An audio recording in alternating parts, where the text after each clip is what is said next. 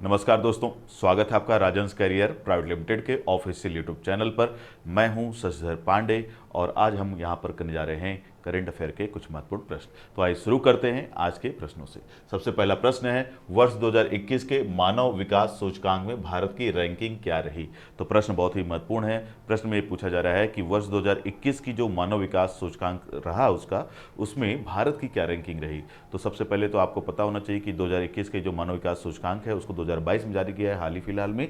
और ये जो मानव विकास सूचकांक है ये यूएनडीपी, कौन, यूनाइटेड नेशन डेवलपमेंट प्रोग्राम नाम की एक संस्था है, उसके द्वारा इसको जारी किया जाता है। और इस सूचकांक के माध्यम से अलग अलग देशों में मानव यानी कि जो मनुष्य, वहाँ के जो नागरिक हैं, उनको क्या क्या सुविधाएं उन देशों के सरकारों द्वारा दी जा रही हैं उसके बारे में ये सूची या सूचकांक जानकारी हमें देती है। और ये जो सूचकांक होता है ये 3 आयामों पर आधारित होता है, इसके बारे में आपको जानकारी होनी चाहिए। 3 आयाम कौन कौन से हैं उसके बारे में हम देख लेते हैं। पहला आयाम या डायमेंशन है लॉन्ग एंड हेल्दी लाइफ, मतलब किसी भी देश में लोगों का जीवन स्तर कैसा है, मतलब वहाँ पर कितने लंबे समय तक लोग जीवित रहते हैं, यानी कि कितनी ज़्यादा स्वास्थ्यगत सुविधाएं उपलब्ध हैं। इसके अलावा दूसरा है नॉलेज, कि वहाँ पर लोगों को कितना शिक्षा का स्तर है या उन्हें कितना ज़्यादा ज्ञान प्राप्त हो रहा है। तो स्कूल जाने का ईयर या ज्ञान प्राप्त करने की स्थिति को भी इसमें ध्यान में रखा जाता है। वहीं तीसरा है डिसेंट स्टैंडर्ड ऑफ लिविंग, मतलब कि अलग अलग देशों में जीवन स्तर कैसा है, मतलब वहाँ पर लोगों को कितने इनकम हो रही है, वहाँ पर उनकी आय कैसी है। अलग अलग देशों की जो लोग देशों में जो लोग रह रहे हैं उनकी आय अलग अलग होती है, तो उससे जुड़ा हुआ कि किस देश में आय क्या है, आय का स्तर क्या है। तो 3 आयाम हैं क्या, कि देशों में या किसी भी देश में जीवन कैसा है, मतलब कितना जी रहे हैं लोग, इसके अलावा कितना ज्ञान प्राप्त कर रहे हैं और साथ ही साथ उनके जीवन स्तर में कितना परिवर्तन हो रहा है। इस आधार पर इस रिपोर्ट को तैयार किया जाता है या इस सूचकांक को तैयार किया जाता है। तैयार करने वाली संस्था कौन सी है, यूएनडीपी। और उसी से जुड़ा हुआ प्रश्न है कि वर्ष 2021 में भारत की इसमें क्या रैंकिंग रही। तो 4 ऑप्शन आपके सामने, पहला 130, दूसरा 131, दूसरा तीसरा 132 और चौथा ऑप्शन है 133। तो आपको पता होना चाहिए कि वर्ष 2021 के जारी किए आंकड़ों में भारत की जो रैंकिंग है इस सूचकांक में वो रही है 132। तो ये आपके लिए ध्यान में रखने की जरूरत है कि कौन से नंबर पर रहा भारत वर्ष 2021 में, 132। और अगर बात करें कि इसमें पहले स्थान पर कौन सा देश रहा, तो इसमें इस सूचकांक में पहले स्थान पर रहने वाला देश है एक यूरोपीय देश, कौन, स्विट्जरलैंड। तो आपको याद रखना होगा पहले स्थान पर रहा स्विट्जरलैंड और भारत की स्थिति क्या है, 132। इसके बाद आते हैं हम अगले प्रश्न पर। हमारा अगला प्रश्न है, फॉर्च्यून इंडिया रिच लिस्ट 2022 के अनुसार भारत का सबसे अमीर आदमी कौन है। तो ये फॉर्च्यून इंडिया रिच लिस्ट जो है कब की बात की जा रही है, 2022, और इसको जारी करने वाला संगठन कौन है, तो फॉर्च्यून। अब यहाँ पे प्रश्न ये पूछा गया है कि ये जो 2022 की लिस्ट जारी की गई है उनमें फॉर्च्यून नामक संस्था के द्वारा, तो उसमें भारतीयों में सबसे अमीर आदमी कौन है या सबसे अमीर व्यक्ति कौन है, इसके बारे में आपको जानकारी अवश्य होनी चाहिए। तो ये जो भारतीयों के बारे में पूछा गया उसमें 4 ऑप्शन है, गौतम अडानी, मुकेश अंबानी, रतन टाटा और अजिम प्रेम जी।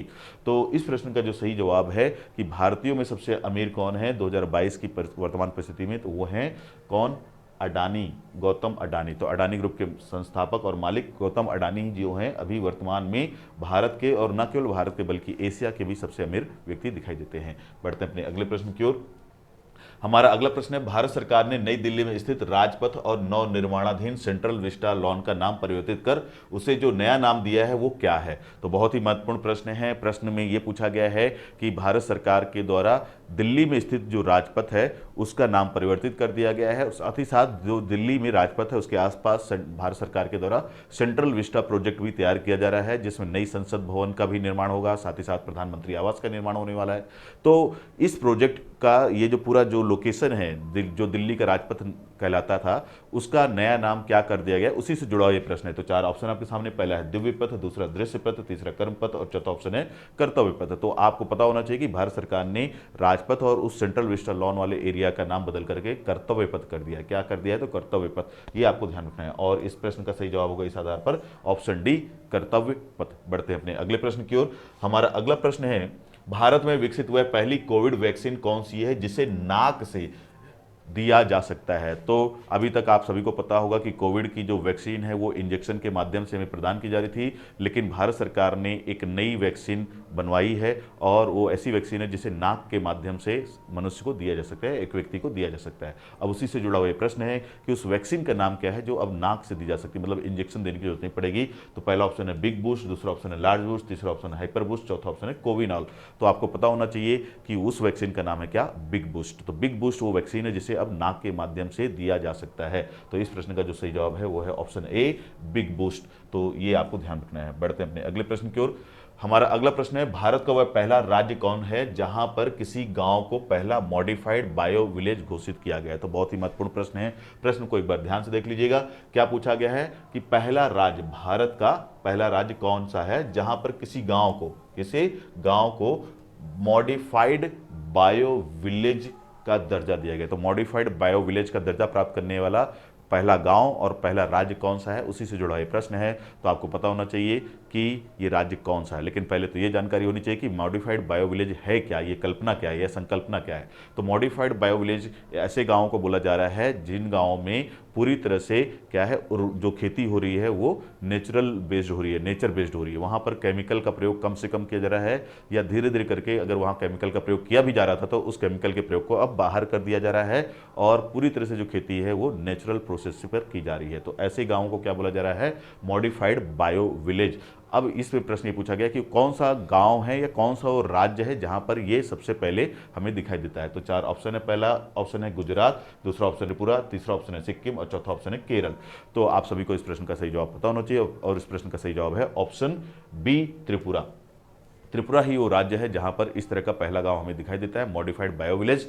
और आपको इस बारे में भी जानकारी होनी चाहिए कि वो कौन सा गांव है। तो इस स्लाइड में आपको दिखाई दे रहा है, उस गांव का नाम है दासपोरा विलेज। कौन सा विलेज? तो त्रिपुरा का दासपोरा विलेज जो है वो क्या बन गया है? Modified bio village. तो इसके बारे में आपको याद रखना होगा। बढ़ते हैं अपने अगले प्रश्न की ओर। हमारा अगला प्रश्न है, हाल ही में कौन ब्रिटेन का नया प्रधानमंत्री चुना गया? तो प्रश्न है क्या कि ब्रिटेन का नया प्रधानमंत्री किसे चुना गया है? तो ब्रिटेन का जो नया प्रधानमंत्री चुना गया है उसके बारे में आपको आइडिया जरूर होना चाहिए। पहला ऑप्शन है ऋषि सुनक, दूसरा ऑप्शन है मार्गरेट थैचर, तीसरा ऑप्शन है कमला हैरिस और चौथा ऑप्शन है लिज ट्रस।